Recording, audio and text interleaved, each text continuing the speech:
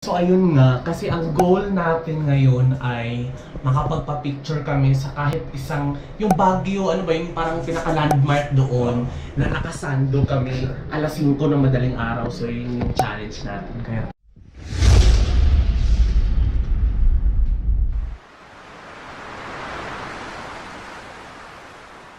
lalabas kami ngayon ni Erwin sa Session Road sa Baguio ng alas 5 ng madaling araw na nakasando. So nakasando kami ngayon. Titignan namin ngayon kung kaya ba namin i-chill kasi dito pa lang sa lobby pumasok na yung lamig. Parang hindi siya parang nangingiig siya sa nginig pero walang jacket. Tignan natin sa labas kung ano mga itsura. Diretso kaya tayo sa sa yung may lawa. Tignan natin malapit lang. Tara ko. Siguro mga 10 minutes walk mula dito. Pero mas dahil nga nakaligo na rin naman ako. So parang nasanay na ako sa lamig. Pero titignan natin sa labas kung anong klaseng lamig talaga naman ng araw. Kakaboxer pa. Kakaboxer ka pa. Kaloka ka. Ang lamig. Samid ako sa lamig, grabe.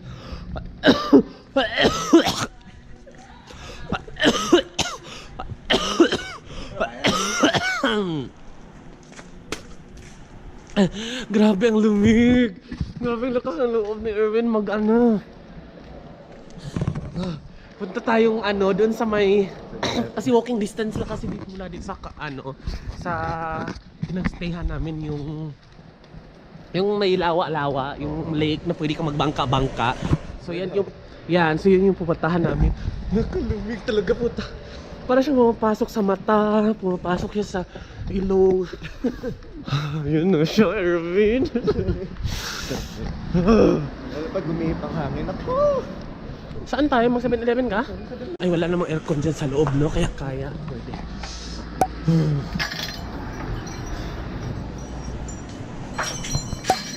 Anong bibilin mo?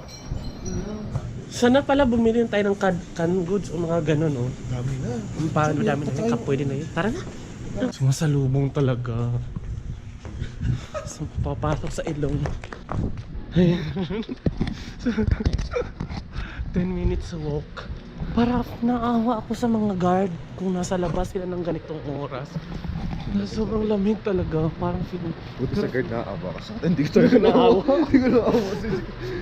Saglit lang ito. Parang nanonood siya ng lamig talaga.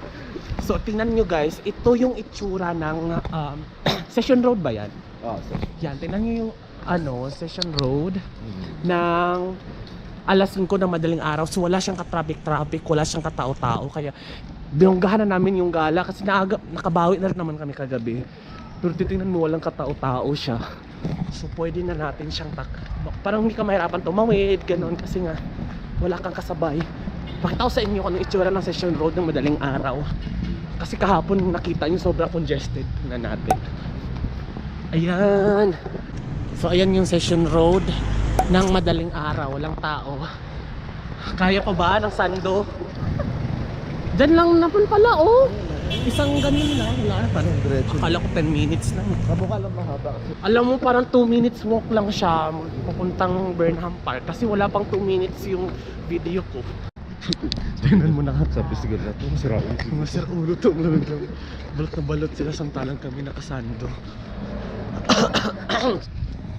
Yung mga nakakasalubong namin ang problema sila dahil wala silang bonnet. Kami, sandong-sandong kami. Nutog na nga ako. Saan ba yung Pero masarap siya. Kasi ito. please, di ba sa iyo sa Manila kasi di naman marunong kasi ito ka lang. Oo. Lalo na pag mainit. Hindi. Ay, basa kilikili ko pero malamig. Oo, frozen. Pa-picture dito. Or dito sa may ba?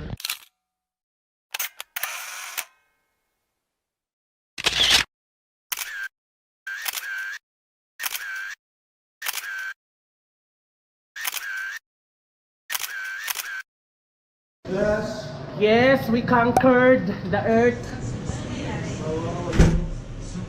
We conquered the Sando Challenge, Nancy. Ay, ang sarap! Ang saya. Tingnan mo, hawakan mo yung katawan kung malamig pa. Oo nga. Ano, malamig Pati pa, sobra. oh. Ay, grabe, ang lamig yung dalawa. Huwag mo akong bigyan ng aircon dito sa loob. Alamig ng kamay ko, di ba? O, ayun na, kumain na tayo. Nakakapunti na rin ako. Dito ko kasi, hindi ko makasama. Almusal namin. Yan. Tapos, fried rice na. Gen fried rice. Luto na. Na-conquer namin ang Sando Challenge at 15 degrees Celsius, 15 to 17, 5 a.m. Ganda pang bungad ng araw. Sarap. Hey, good morning! Ito na po ang aking suot ngayon. So, suot ko ang aking YouTube t-shirt. Tapos, comfortable lang tayo ngayon, mga pang-comfortable na mga damitan lang. And then, ito na yung pinaka, ko.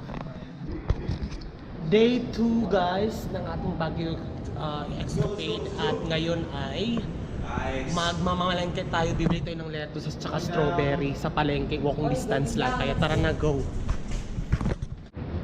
Oh, no smoking or vaping. Feds 1,300.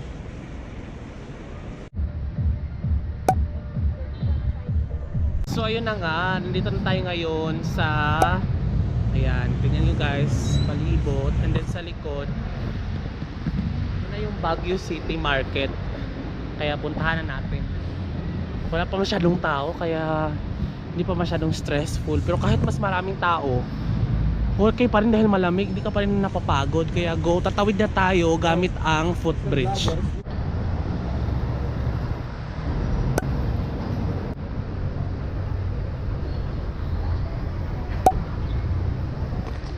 Baguio City Market, tara, go! Ng Baguio City Market, ang daming mga paninda malinis, para siyang Marikina.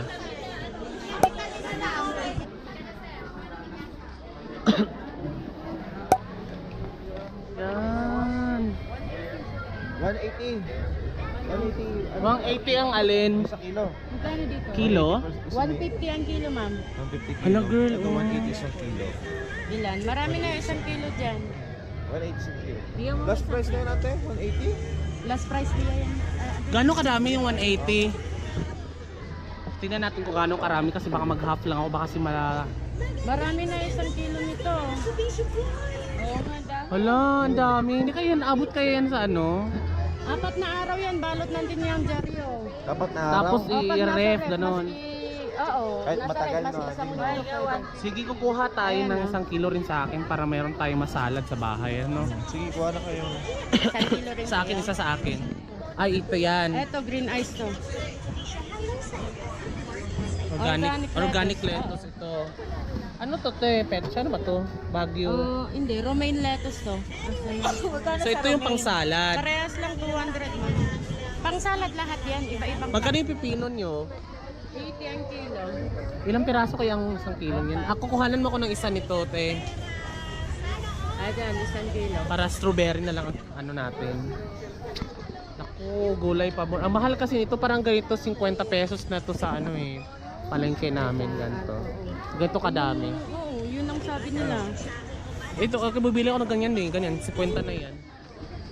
Nung ano ito, mahal, pero November, bumaba na. Bumaba na, manang. Oo. Isa naman sa natin.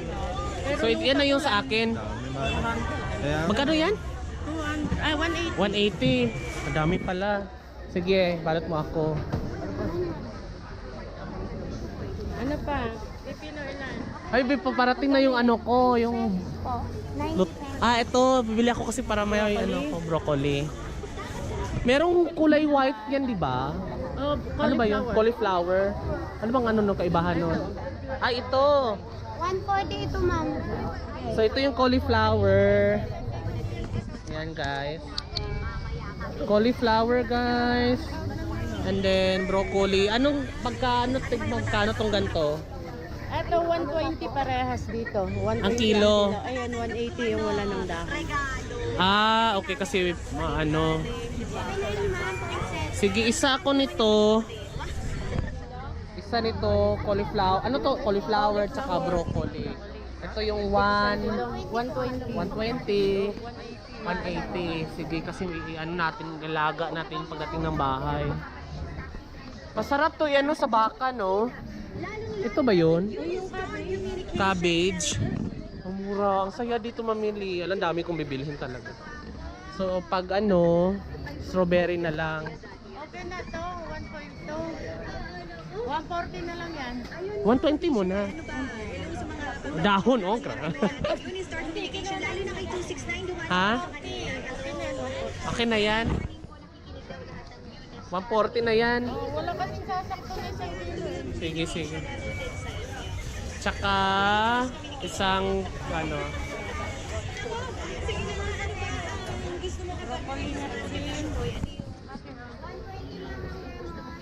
Tsaka pipino rin, girl. Oh, 1 kilo.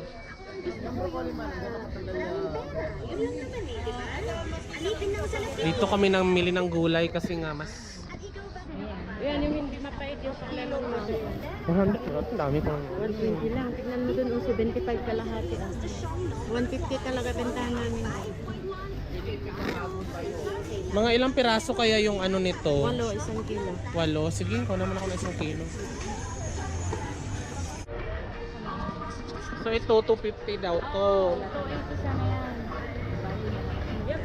Kasi ano talaga, nung ganito yung mga iniinom ko rin sa ano. Tingka sa tsaa. Ito na siya. So, 700. kasama na to? Hindi pa. 950 ka pa. Last 250. 900 mo na lahat yan? 950. Hindi naman. Kwenta na lang pamasahe ko nito. Hindi. Uy, naka 950 ako bakla. Bumili ako honey. Ay, may hali ako sa bahay. May honey ka sa bahay. Pero wala na tayong pupuntahan na may murang strawberry, no? So dito na ako kukuha ng strawberry kasi 250 per kilo. Ha? Oh. Ito, oh my god, ang ganda ng kulay, guys. Ito yung 50? Oh, 250 ito. 250. Eh, ito, 300. 300. Dito ay 400. 500. 500. Malaki. Sige, anuhan mo ako ng 1 kilo nitong 250 na to. Kasi, medyo hindi siya, ano, hindi siya masyadong orange. Ano to mga ano? Ate, saan na yung O sa maharapan. 1 kilo? Sige, sige. Teka. Sino ba? Yung babae niya? Oo, dito kanina. Ay, dito. So, bibili tayo na yun ng 250.